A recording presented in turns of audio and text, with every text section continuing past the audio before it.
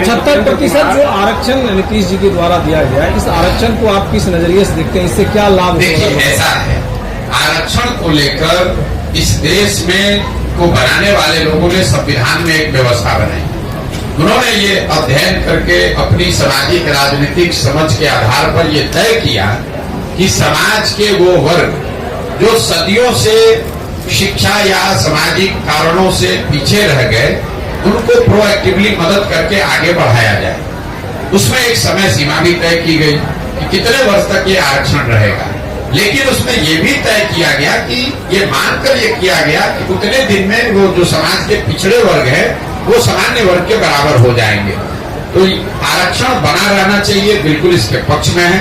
तब तक बना रहना चाहिए जब तक वो वर्ग जो जिनको वंचित या पिछड़ा माना जा रहा है वो सामान्य वर्गों के बराबर न हो जाए, शैक्षणिक, सामाजिक और आर्थिक नजरिए से। तीसरा, आपने कहा कि जो आरक्षण बढ़ाया घटाया, ये तो लालू नीतीश जैसे जो नेता हैं आरक्षण का विशुद्ध प्रयोग अपने राजनीतिक हित के लिए करते हैं। मैं आपको एक आंकड़ा दे देता हूं।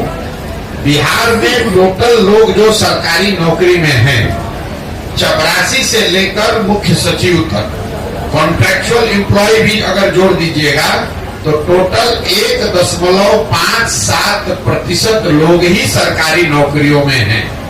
इसको याद रखिए, 13 करोड़ की आबादी है जिसमें करीब 1.5% लोग सरकारी नौकरी में हैं।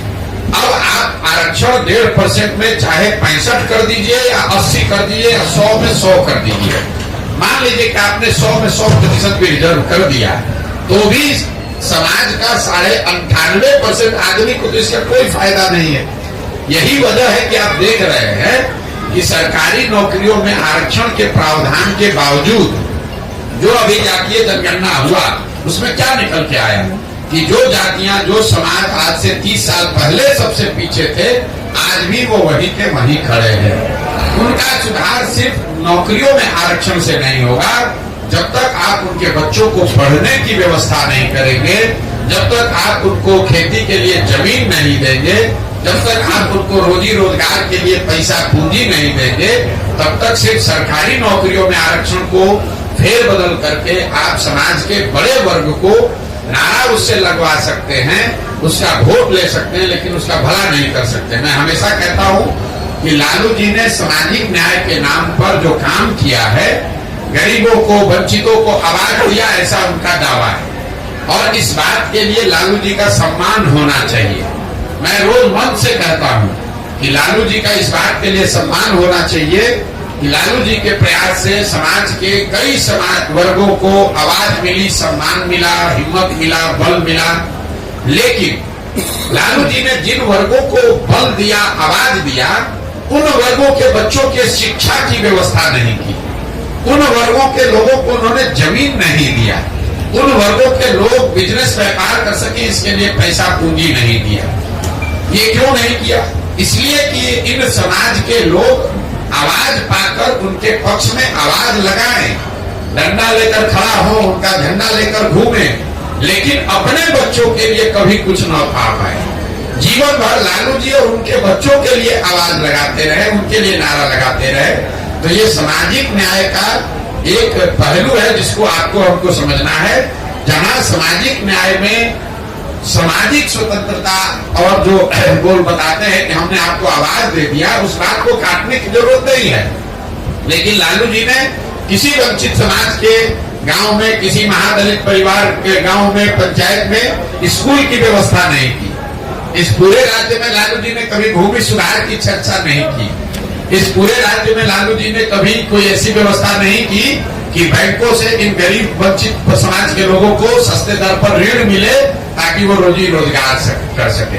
इसके दो ही वजह हो सकते हैं, या तो लालू जी की इसकी समझ नहीं थी, या फिर लालू जी की राजनीतिक चातुर्यता इतनी है कि इन समाज को आवाज तो दो, लेकिन इनको पढ़ाई मत दो, इनको शिक्षा मत, इनको जमीन मत दो, इनको रोजगार मत दो, ताकि ये जीवन भर भीड़ बनकर मेरा और मेरे बच्चों का झंडा लेकर घूमते रहे, हम राजा बने रहे और ये सब हमारा जय जयकार करने वाली जनता बनी रहे।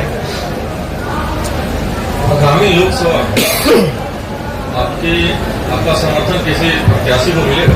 किसी को नहीं। मेरा समर्थन किसी को नहीं है, मेरा विरोध किसी को नहीं है। ये जो मैं पूरा अभियान कर रहा हूं, देखिए पूरे देश में कितनी पार्टियां और दल हैं जो चाहते हैं हम उनकी मदद करें, हम लोकसभा में उनके साथ जुड़ जाएं। हमने इस काम को 2021 में, आज नहीं, 2 मई 2021 को जब बंगाल तमिलनाडु का रिजल्ट आया, उस दिन हमने नेशनल टीवी पर बैठकर घोषणा की कि अब हमको जीवन में काम करना ही नहीं। लेकिन अब पत्रकार है या राजनीतिक टीका टिप्पणी करने वाले लोग, हमको तो ये विश्वास होता नहीं है।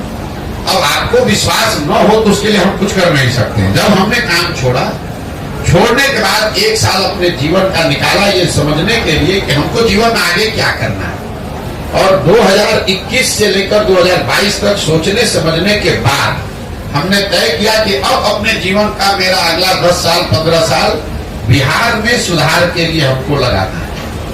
उसके लिए जो कुछ भी करना पड़े, अपना घर परिवार छोड़कर, आप देख रहे हैं कि देश में आज चुनाव हो रहा है, मेरे घर में कुछ हो रहा होगा, गर्मी हो, बरसात है, जाड़ा है, मैं पिछले 18 महीना से बिहार के गांव में ही रहता हूँ, इन्हीं कैंप्स में रहता हूँ, लोगों से मिलता हूँ, उनको समझाने का प्रयास करता हूँ। उसमें सफलता मिले न मिले वो बात का बात, आप उससे सहमत हो सकते हैं, नहीं सहमत हो सकते हैं, लेकिन मैं ये काम पिछले 2 वर्ष से कर रहा हूँ, इस बात से कोई इनकार नहीं कर सकता है।